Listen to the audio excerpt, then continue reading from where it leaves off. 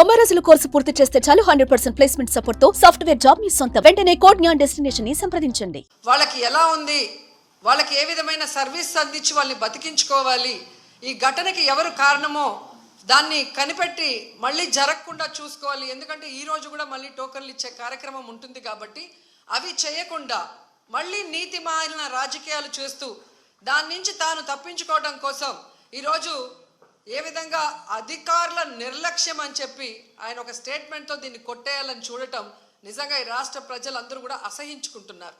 ఎందుకంటే ఈరోజు అధికారులను కానీ టీటీడీ పాలక మండలిని కానీ ఎవరు నియమించారు? ఈ చంద్రబాబు నాయుడు గారే కదా. మరి ఒక అసమర్థుడిని ఈరోజు టీటీడీ చైర్మన్గా పెట్టడం జరిగింది, ఒక అసమర్థుడిని ఈరోజు ఎస్పీగా పెట్టడం జరిగింది, ఒక కలెక్టర్ని అక్కడ కలెక్టర్గా పెట్టారు. వీళ్ళెవరికి భక్తుల మీద ప్రేమ లేదు, అభిమానం లేదు, వాళ్ళకి సర్వీస్ చేయాలన్న మైండ్ సెట్ కూడా లేదు. ఎంతసేపు చంద్రబాబు నాయుడు చుట్టూ తిరుగుదామా, ఆయనకి భజన వేస్తే చాలు అనుకున్న కార్యక్రమం మనం 6, 7, 8వ తారీఖున చూసాం. జిల్లాలో ఉన్న తిరుపతి, చిత్తూరు జిల్లా ఎస్పీలతో సహా ప్రతి ఒక్కరూ కూడా చంద్రబాబు నాయుడు చుట్టూ తిరుగుతూ భజన చేస్తూ ఈరోజు ప్రజల్ని గాలికి వదిలేశారు. కాబట్టే నిన్న ఇంత పెద్ద సంఘటన జరిగింది. ఎంత దురదృష్టకరం అంటే ఇదేదో సడన్గా ఈరోజు ప్రోగ్రాం పెట్టారు, మాకు తెలియకపోవటం వల్ల ఇలా జరిగిందని చెప్పడానికి లేదు. ఎవ్రీ ఇయర్ వైకుంఠ ఏకాదశి లక్షలాది మంది భక్తులు రావటం మనం కళ్ళారా చూస్తున్నాం. గత ప్రభుత్వం మీరు చూశారు, భక్తులకి ఏ విధంగా సౌకర్యాలని అందించడంలో, వాళ్ళకి సేఫ్టీని క్రియేట్ చేయటంలో, వాళ్ళకు వచ్చిన వాళ్ళకి పిల్లలకి పాలు ఇవ్వటం కానీ, పెద్దవాళ్ళకి వృద్ధులకి షెల్టర్స్ ఇవ్వటం కానీ, ఆడవాళ్ళకి కుటుంబ సభ్యులకి భోజనాలు ఏర్పాటు చేయడం మనం కళ్ళారా చూసాం. కానీ నిన్న ఫుల్ డే జనాలు ఎండల్లో రోడ్ల మీద పార్కుల దగ్గర కూర్చొని ఉంటే మంచినీళ్ళు ఇచ్చేవాళ్ళు లేడు, చిన్నపిల్లలకి పాలు ఇచ్చేవాళ్ళు లేరు, ముసలోళ్ళకి షెల్టర్స్ లేదు, భోజనాలు లేదు. అంటే ఎంత నిర్లక్ష్యం ప్రజలంటే, భక్తులంటే అనేది ఇక్కడ మనం గమనించాలి. నిన్న జరిగింది ఏదో ప్రమాదశాత్తు జరిగింది కాదు, ఇది ప్రభుత్వం చేసిన హత్యలు. ఎందుకంటే చంద్రబాబు నాయుడు గారి నిర్లక్ష్యం, ఆయన నియమించిన టీటీడీ పాలక వర్గం, అలాగే దేవాదాయ శాఖ మంత్రి, అలాగే డిప్యూటీ సీఎం, అలాగే హోంమంత్రి, వీళ్ళందరి నిర్లక్ష్యం వల్లే ఇది జరిగింది. కాబట్టి వీళ్ళందరి మీద కేసులు, అంటే క్రిమినల్ కేసుల్ని ఫైల్ చేయాలని కూడా మేము డిమాండ్ చేస్తున్నాం.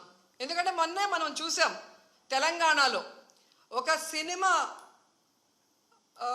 ఫ్యాన్ షోకి అల్లు అర్జున్ గారు వస్తే ఆయనకి సంబంధం లేకుండా తోపులాట జరిగినప్పుడు అక్కడ ఒక మహిళ చనిపోతే అల్లు అర్జున్ గారి మీద 105 బిఎన్ఎస్ పెట్టడం జరిగింది. మరి అలాంటప్పుడు ఇక్కడ ప్రతి సంవత్సరం లక్షలాది మంది వస్తారని తెలిసి వాళ్ళకి సేఫ్టీ కల్పించి, వాళ్ళకి అన్ని సౌకర్యాలు అందించి, వాళ్ళకి టికెట్లు ఇవ్వడానికి క్యూలో ఏర్పాట్లు చేయాల్సిన బాధ్యత ఉన్న చంద్రబాబు నాయుడు గారి నుంచి, టీటీడీ చైర్మన్, పాలక మండలి నుంచి కింద స్థాయి ఎస్పీ వరకు మరి అందరూ బాధ్యత వహించాలి కదా. కానీ ఈరోజు ఎంత దురదృష్టం అంటే, ఇది పద్మావతి పార్క్లో 5 మంది చనిపోయిన ఆ ప్లేస్లో జరిగిన ఎఫ్ఐఆర్. దీంట్లో 105 పెట్టాల్సింది వీళ్ళు 194 బిఎన్ఎస్ఎస్ పెట్టారు. అలాగే విష్ణు నివాసం దగ్గర ఒకరు చనిపోయారు, దానికి కూడా 105 పెట్టాల్సింది 194 బిఎన్ఎస్ఎస్ పెట్టారు. అంటే ఇది ప్రమాదవశాత్తు జరిగింది, ఏదో జారి పడిపోయి తొక్కిసలాట జరిగింది, దీంట్లో ఎవరు కూడా కావాలని చేయలేదు, మాకెవరికి దీంట్లో సంబంధం లేదు అని చేతులు కడుగేసే కార్యక్రమం చేస్తున్నారు. ఎందుకంటే వైకుంఠ ఏకాదశి దర్శనానికి వచ్చే భక్తులకి అన్ని సదుపాయాలు కల్పించాల్సిన బాధ్యత ఈ రాష్ట్ర ప్రభుత్వానికి ఉంది. ఈ రాష్ట్ర ప్రభుత్వం ఆ జిల్లా ఎస్పీకి, అలాగే కలెక్టర్కి బాధ్యతనిస్తారు, అలాగే పాలక మండలికి బాధ్యతనిస్తారు. సో వీళ్ళందరూ కోఆర్డినేషన్ చేసుకొని చేయాల్సిన పనిని ఈరోజు వీళ్ళు నిర్లక్ష్యం చేసి 6 మంది ప్రాణాలు బలికొని 34 మంది గాయాల పాలైతే ఎవరికి సంబంధం లేదు, ప్రమాదవశాత్తు జరిగిందని 194 బిఎన్ఎస్ఎస్ పెట్టడం ఎంతవరకు సమంజసం? సో ఈరోజు నేను అడుగుతున్నాను, మొన్న విజయవాడలో హైందవ శంకారావం చేశారు, హైందవుల్ని మనం కాపాడుకోవాలి. మరి ఈరోజు ఇంతమంది హైందవ భక్తులు చనిపోతూ గాయాలవుతుంటే ఎక్కడికి వెళ్ళారు ఈ పీఠాధిపతులు? ఇప్పుడు బయటికి రండి, బయటకు వచ్చి తిరుమల పవిత్రతను కాపాడండి, అక్కడ చనిపోయిన వాళ్ళ కుటుంబాలతో మాట్లాడండి, ఆ చనిపోవటానికి కారణమైన ఈ ప్రభుత్వాన్ని, పాలక మండలిని నిలదీసి వాళ్ళ మీద క్రిమినల్ కేసులు పెట్టేంత వరకు మరి ధర్నా చేయండి. ఎందుకు మాట్లాడట్లేదు? అలాగే మీరు మొన్న చూస్తే అసలు లడ్డూలో కల్తీ జరగకపోయినా వీళ్ళు చెప్పిన అబద్ధాన్ని వీళ్ళ కూటమి ప్రభుత్వంలో ఉన్న బీజేపీ మాధవీలత గారు వందే భారత్ ఎక్స్ప్రెస్లో భజన చేసుకుంటూ వచ్చి ఎన్ని రకాలుగా మాట్లాడిందో మనం చూసాం. నిజంగా మీకు దేవుడి మీద భక్తుంటే, భక్తుల మీద ప్రేమ అభిమానం ఉంటే ఈరోజు 6 మంది ఎవరి వల్ల అయితే చనిపోయారో ఈ ప్రభుత్వాన్ని నిలదీయండి. ఈ ప్రభుత్వంలో ఎవరెవరు ఈ చావుకు కారణమయ్యారో వాళ్ళందరి మీద మోడీ గారికి చెప్పి క్రిమినల్ కేసులు పట్టించండి.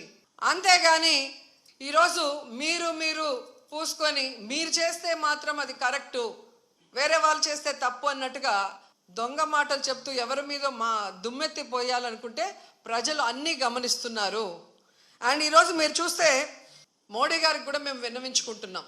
మీకు భక్తి ఎక్కువ ఉంది కాబట్టి ఈరోజు తిరుమలలో జరిగింది పూర్తిగా చంద్రబాబు నాయుడు గారి ఫెయిల్యూర్, ఆయన నియమించిన అఫీషియల్స్, పాలక మండలి ఫెయిల్యూర్. సో వీరందరి మీద విచారణ జరిపించి దీనికి ఎవరెవరి నిర్లక్ష్యం కారణమో వాళ్ళందరి మీద క్రిమినల్ కేసులు వేసి వీళ్ళందరినీ లోపల పెట్టాలి. ముందు వీళ్ళందరితో రాజీనామా చేయించాలని కూడా డిమాండ్ చేస్తున్నాం. ఇక హోంమంత్రి గారు ఉన్నారు, ఎప్పుడు ప్రెస్ మీట్ పెట్టి ఎవరి మీద దుమ్మెత్తి పోద్దామా, ఎవరిని మాట్లాడదామా అనుకుంటున్నారే తప్ప వీళ్ళు వచ్చిన తర్వాత ఈ రాష్ట్రంలో లా అండ్ ఆర్డర్ ఎలా దిగజారిపోయింది, మహిళల మీద ఎలా అఘాయిత్యాలు అవుతున్నాయి, ఏ విధంగా మనుషులు చనిపోతున్నారు తోపులాట్లో పోలీసుల నిర్లక్ష్యం వల్ల, వీళ్ళకి కంట్రోల్ లేదనేది స్పష్టంగా అర్థమవుతుంది. సో ఇలాంటి వాళ్ళని హోంమంత్రిగా పెడితే ఇంకెంతమంది ప్రాణాలు తీస్తారో ఒకసారి మీరే ఆలోచించి యాక్షన్ తీసుకుంటే మంచిదని కూడా కోరుకుంటున్నాను. అండ్ మనకొక సనాతన యోధుడు తిరుపతిలో ఆయన డిక్లేర్ చేసుకున్నాడు, నేను సనాతన యోధుణ్ణి, హిందువుల పక్కన నిలబడుతున్నా, హిందువులకు ఏదైనా జరిగితే నేను ఊరుకోను అన్నావు. అదే తిరుపతిలో ఈరోజు 6 మందిని మీ కూటమి ప్రభుత్వం చంపేసింది. దీనికి మీరు ఏం ప్రాయశ్చిత్తం చేస్తారు? చంద్రబాబు నాయుడుతో రాజీనామా చేయిస్తారా? మీరు బాధ్యత తీసుకొని రాజీనామా చేస్తారా?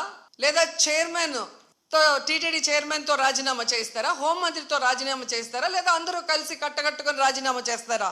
మీ అందరి ఫెయిల్యూరే కదా ఇది. నిజమైన సనాతన యోధుడివైతే ఇప్పుడు వచ్చి మీ ప్రభుత్వంలో ఎవరెవరి నిర్లక్ష్యం వల్ల ఇది జరిగిందో వారందరి మీద క్రిమినల్ కేసులు పెట్టించుకోండి. అంతేగాని ప్రమాదవశాత్తు జరిగిందని 194 BNSS పెట్టేసి చేతులు దులిపేసుకోవాలంటే మాత్రం వదిలే ప్రసక్తే లేదు అని కూడా ఈ సందర్భంగా తెలియజేసుకుంటున్నా. అండ్ చంద్రబాబు నాయుడు ఆయన లెగ్గు మహత్యం ఏంటో కానీ ఆయన ఎప్పుడు అధికారంలోకి వస్తే అప్పుడు ఈ రాష్ట్రంలో మనం ఎన్నో చావులు చూడాల్సి వస్తుంది. గతంలో గోదావరి పుష్కరాలు ఈయన పబ్లిసిటీ పిచ్చి వల్ల ఇలాగే గేట్లు తెరిచి జనాలు తోసుకొని ఒకరి మీద ఒకరు పడి 29 మంది చనిపోయారు. మొన్న ముఖ్యమంత్రి అయిన వెంటనే ఈయన నిర్లక్ష్యం వల్ల, ఈయన వైఫల్యం వల్ల దాదాపుగా విజయవాడ వరదల్లో 60 మందికి పైగా చనిపోయారు. మళ్ళీ ఈరోజు చిత్తూరు జిల్లా కుప్పంలో ఉండగానే 6, 7, 8 ఉండి పోలీసులందరినీ తిప్పుకొని ప్రజల్ని గాలికి వదిలేశారు. మానిటరింగ్ లేదు, ఎన్ని లక్షల మంది వస్తున్నారు, వీళ్ళకి ఏం సదుపాయాలు చేశారు, వీళ్ళకి ఎలా టోకన్స్ ఇస్తున్నారు, ఎక్కడ క్యూ లైన్స్ ఇచ్చారు అనేది ముఖ్యమంత్రి పట్టించుకోడు, చైర్మన్ పట్టించుకోడు, ఎస్పీ, కలెక్టరు, అలాగే ఎండోమెంట్ మినిస్టర్ ఎవరు పట్టించుకోరు. బాగా జరిగితే ఏమో మా గొప్పతనం 30 years ఇండస్ట్రీ, 40 years ఇండస్ట్రీ అని గొప్పలు చెప్పుకుంటారు. లేదు అంటే గత ప్రభుత్వ వైఫల్యం లేదా అఫీషియల్స్ వైఫల్యం అని ఎప్పుడు ఎవరో ఒకరి మీద దుమ్మెత్తి తప్పించుకోవాలన్న ప్రయత్నం చేస్తున్నారు. ఇది సీరియస్గా తీసుకోవాల్సిన ఇష్యూ. ఈ చంద్రబాబు నాయుడు గారి వైఫల్యం వల్ల, అసమర్థ వల్లే ఈరోజు ఇంతమంది చనిపోయారు. ఆయన నియమించిన వాళ్ళు ఎవరైతే ఉన్నారో వాళ్ళందరి నిర్లక్ష్యం వల్ల జరిగింది. సో వెంటనే ఈ ఎఫ్ఐఆర్లు మార్చి తప్పు చేసిన వాళ్ళ మీద క్రిమినల్ కేసులు పెట్టాలి. లేకపోతే మేమైతే వైఎస్ఆర్సీపీ తరఫున భక్తులకి అండగా ఉండి ఆ చనిపోయిన కుటుంబాల తరఫున పోరాటం చేస్తాం. వాళ్ళకి కూడా ఎక్స్గ్రేషియా ఒక్కొక్కరికి మరి డబ్బులు 1 కోటి నుంచి 2 కోట్ల దాకా ఇవ్వాల్సిన అవసరం ఉంది. ఎందుకంటే మీ వల్లే వాళ్ళు చనిపోయారు, వాళ్ళ నిర్లక్ష్యం వల్ల కాదు. అలాగే గాయాలైన వాళ్ళకి 25 లక్షల రూపాయలు కూడా ఇవ్వాలని డిమాండ్ చేస్తూ, నిజంగా తిరుపతి అమ్మాయిగా నాకు నిజంగా చాలా బాధేస్తుంది. ఎందుకంటే నాకు తెలిసి ఇంతవరకు తిరుమల చరిత్రలో ఇలా వైకుంఠ ఏకాదశి కోసం దర్శనానికి వచ్చిన వాళ్ళు చనిపోయిన దాఖలాలే లేదు. అలాంటిది ఈరోజు 6 మంది దాకా చనిపోయారు అంటుంటే, ఆ కుటుంబాలు టీవీల్లో చూస్తుంటే వాళ్ళు ఏడుస్తుంటే మనసు ద్రవించిపోతుంది. కానీ ఈ కుటుంబ ప్రభుత్వానికి ఏ ఎమోషన్ లేదు, ఏ బాధ లేదు. ఎలా తప్పించుకుందామా, ఎవరి మీద తోసేద్దామా అన్న ప్రయత్నమే వీళ్ళు చేస్తున్నారు. సో ఖచ్చితంగా మోడీ గారిని డిమాండ్ చేస్తున్నాం, మీరు దీని మీద సీరియస్గా ఎంక్వైరీ చేయించాలి. తప్పు చేసిన వాళ్ళ మీద క్రిమినల్ కేసులు పెట్టి వీళ్ళని లోపల పెట్టాలి. అలాగే హైందవ శంకరావం చేసిన ఈ మఠాధిపతులందరికీ చేతులెత్తి నమస్కరిస్తున్నా, ఇప్పుడు బయటకు రండి. బయటకు వచ్చి ఈ హైందవ ధర్మాన్ని నమ్ముకున్న భక్తుల్ని కాపాడుకోవాల్సిన బాధ్యత మన మీద ఉంది. అలాగే తిరుమల పవిత్రత కాపాడాల్సిన బాధ్యత మన మీద ఉంది. అలాగే భక్తుల చావుకు కారణమైన వాళ్ళని శిక్షించే విధంగా మనం పోరాడాల్సిన అవసరం కూడా ఈరోజు ఉంది. కాబట్టి మీరందరూ బయటికి రావాలి, మాట్లాడాలని కూడా కోరుకుంటున్నాను. ఈరోజు ఎంత దురదృష్టం అంటే, మొన్న game changer film function pre release event చూశాను. ఫొటోస్ చూస్తే మినిస్టర్ ఉన్నారు, కలెక్టర్ ఉన్నారు, ఎస్పీ ఉన్నారు. ఒక సినిమా ఫంక్షన్కి ఇంత ఇంట్రెస్ట్గా, ఇంత చిత్తశుద్ధిగా పనిచేసిన వాళ్ళు ఎందుకు టీటీడీకి సంబంధించిన వైకుంఠ ఏకాదశికి ఇంట్రెస్ట్ లేకుండా పనిచేస్తున్నారు? ఎందుకు భక్తుల సేవలో ఉండకుండా చంద్రబాబు నాయుడు సేవ కోసమే మీ టైం కేటాయిస్తున్నారని నేను అడుగుతున్నాను. దీంట్లో కల్ప్రిట్ ముఖ్యమైన వాడు ఎవరంటే జేఈఓ ఇన్ఛార్జ్ ఈఓగా ఉన్నారు వెంకయ్య చౌదరి. వెంకన్న దేవుడిని ఆయన చేతికి చంద్రబాబు నాయుడు ఇస్తే, ఈ వెంకయ్య చౌదరి ఈ టీటీడీని ఏం చేస్తున్నాడో అక్కడ మీరు ఒకసారి ఎంక్వైరీ చేస్తే మీకే అర్థమవుతుంది. టీటీడీని ఈరోజు టీడీపీ ఆఫీస్ లాగా తయారు చేసి, ఈరోజు భక్తుల సేవ కన్నా టీడీపీ వాళ్ళ సేవలోనే వీళ్ళు తరిస్తున్నారు. ముందు ఆ జేఈఓ వెంకయ్య చౌదరిని అక్కడి నుంచి తీసేస్తేనే ఆ తిరుమల ప్రక్షాళన అవుతుందని కూడా ఈ సందర్భంగా తెలియజేసుకుంటున్నా. దేవుడి మీద భక్తి లేని వాడికి, ఆ పోస్ట్ చేసే విలువ లేని వ్యక్తికి అలాంటి పెద్ద పోస్ట్ ఇస్తే ఇలాగే ఉంటుంది. ఆయన ప్రెస్ మీట్లు పెట్టి రాజకీయం మాట్లాడతాడు, జగన్ గారిని తిడతాడు. కానీ ఒక టీటీడీ చైర్మన్గా తన బాధ్యత ఏంటి, వైకుంఠ ఏకాదశికి ఎలాంటి ఏర్పాట్లు చేయాలి, ఈఓని, ఎస్పీని, కలెక్టర్ని కలుపుకొని కోఆర్డినేట్ చేసుకొని ఎలా వచ్చే భక్తులకి అన్ని సదుపాయాల్ని, సేఫ్టీని అందించాలన్న ఆలోచన ఇతనికి లేదు. ఇన్సిడెంట్ జరిగినప్పుడు కూడా హైదరాబాద్లో కూర్చొని ఉన్నాడు. ఆయన మాట్లాడిన తీరు చూస్తే తాగి మాట్లాడా, వయసు అయిపోయి మాట్లాడా నాకైతే అర్థం కాలేదు. కానీ ఎంత కేర్లెస్గా, ఎంత సిల్లీగా ఆయన మాట్లాడిన మాటలు. నేను గుడిలో ఎస్పీ కనిపిస్తే చెప్పాను, కొంచెం జాగ్రత్తగా చూసుకోండి, ఏదో గొడవలు అవుతున్నాయి అని నాకు సమాచారం వచ్చింది అన్నాడు. మరి ఎస్పీకి చెప్పిన తర్వాత ఎస్పీ కరెక్ట్గా చూసుకుంటున్నాడా లేదా మానిటరింగ్ చేయాల్సిన బాధ్యత చైర్మన్కి, బోర్డు మెంబర్స్కి ఉంది కదా. మరి నువ్వు హైదరాబాద్లో కూర్చుంటే తిరుపతిలో టికెట్లు ఏ కౌంటర్లో ఇస్తున్నారు, వాళ్ళకి ఏం సేఫ్టీ ఉంది, వాళ్ళకి ఏమి సౌకర్యాలు అందుతున్నాయో ఎలా తెలుస్తుంది మీకు? మంత్రి గారు, ఎమ్మెల్యే, చైర్మన్, పాలక మండలి, కలెక్టరు, ఎస్పీ వీళ్ళందరూ తిరగాలి. తిరుపతిలో, తిరుమలలో ఎలా ఉన్న ఏర్పాట్లు, ఏమైనా అవసరం ఉందా అని చెప్పి అఫీషియల్స్ని కోఆర్డినేట్ చేసుకోవాల్సిన పని అధికారంలో ఉన్న వాళ్ళది. అలా చేసుకోకుండా అంతా దైవేచ్ఛ. నేను ముందే అనుకున్న, ఎస్పీ గారికి చెప్పా, వినలేదు అంటే ఎవరిని ఇరికిచ్చి తప్పించుకోవాలనుకుంటున్నారో వాళ్ళే గమనించుకోవాలి. గతంలో టీటీడీ చైర్మన్లుగా పనిచేసిన వాళ్ళు కరుణాకర్ రెడ్డి గారు ఉన్నారు మనకు, అట్లాగే సుబ్బారెడ్డి గారు ఉన్నారు.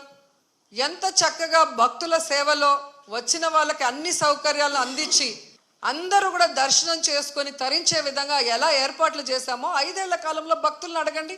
వచ్చిన ఫస్ట్ ఇయరే మీరు ఈ విధంగా చేస్తే నెక్స్ట్ ఎలా వస్తారు భక్తులు? భయపడిపోరా? అంటే తిరుమలకి ఎవ్వరు రాకూడదు అన్నట్టుగా అప్పుడేమో ఏదో కల్తీ జరిగిందని అబద్ధపు ప్రచారం చేసి సుప్రీంకోర్టుతో అక్షింతలు వేయించుకున్నారు. ఇప్పుడు నిర్లక్ష్యంతో 6 మందిని చంపేసి అమ్మో కొండకెళ్తే ఏమన్నా అవుతుంది అన్నట్టుగా ఇప్పుడు తయారు చేశారు. అంటే తిరుమల పవిత్రతను దెబ్బతీయటానికి కంకణం కట్టుకున్నట్టుంది కూటమి ప్రభుత్వం. అది చంద్రబాబు నాయుడు గారు చెప్పాల్సిన విషయం. ఎందుకంటే సొంత జిల్లాలో ఇంత పెద్ద ఇష్యూ జరిగింది. బిఆర్ నాయుడు చిత్తూరు జిల్లాకు చెందినవాడే.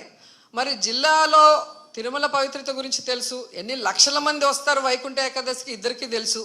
వాటికి ఎలా ఏర్పాట్లు చేయాలో చంద్రబాబు నాయుడుకి తెలుసు, బిఆర్ నాయుడుకి తెలియనప్పుడు చెప్పి చేయించుకోవాల్సిన బాధ్యత ముఖ్యమంత్రికి ఉంది.